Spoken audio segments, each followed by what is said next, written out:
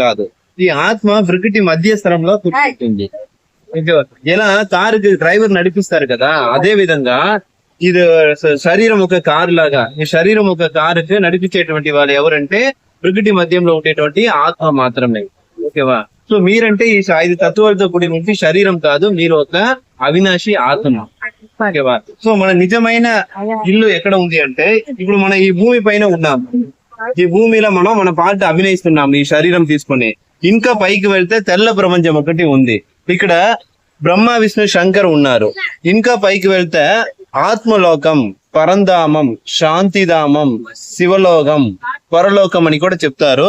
ఇక్కడ ఆత్మలు మాత్రమే ఉంటారు, శరీరం ఉండదు. మన అందరు ఆత్మలు అక్కడే ఉండేటువంటి వాళ్ళు. అక్కడ నుంచి ఈ ప్రపంచం ఈ భూమి పైన వచ్చి మనం ఈ శరీరాన్ని తీసుకుని మన పాట అభినయిస్తున్నాము. సో మన నిజమైన ఇల్లు ఈ పరంధామమే. ఓకే, సో అక్కడే మన తండ్రి పరంపిత పరమాత్మ కూడా అక్కడే ఉన్నారు. మన తండ్రి శివ పరమాత్మ. ఈ ప్రపంచంలో ఉండేటువంటి అన్ని ఆత్మలకు, అన్ని ధర్మాలకు తండ్రి ఒకే ఒక పరంపిత పరమాత్మ శివుడు మాత్రమే. వాళ్ళు ఏం చెప్తున్నారంటే పరంపిత పరమాత్మ వాళ్ళు అజన్మ, అభోక్త, వాళ్ళకు తల్లి తండ్రి లేదు, వాళ్ళకి జన్మ మరణ చక్రంలో వాళ్ళు రావడమే లేదు. మనం వాళ్ళ పిల్లలు ఎలా జ్యోతిర్బిందు స్వరూపంగా ఉన్నామో అదే విధంగా పరంపిత పరమాత్మ కూడా జ్యోతిర్బిందు స్వరూపంగా ఉన్నారు. కానీ వాళ్ళకి జన్మ మరణ చక్రం మాత్రం లేదు. ఇదే తేడా మనకు వాళ్ళకు.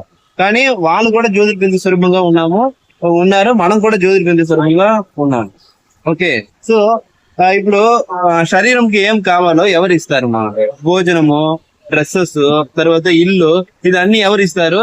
శరీరానికి ఏం కావాలో అది శరీరం ఒక తండ్రి ఇస్తారు కదా. అదే విధంగా ఆత్మకి ఏం కావాలి? మా ఆత్మకి మంచి బుద్ధి కావాలి, దివ్య బుద్ధి కావాలి, జ్ఞానము, శాంతి, సుఖము, ఆనందం ఇదే కావాలి కదా. సో ఇది అన్ని ఇచ్చేటువంటి వాళ్ళు ఆత్మ ఒక తండ్రి. ఓకే, సో ఆత్మకి ఏం కావాలో అది ఇచ్చేటువంటి వాళ్ళు పరంపిత పరమాత్మ తండ్రి. వాళ్ళు ఒక్కరు మాత్రమే. వాళ్ళే గీతా జ్ఞానం ఇచ్చేటువంటి వాళ్ళు. పతిత పావనుడు పరంపిత పరమాత్మ శివుడు.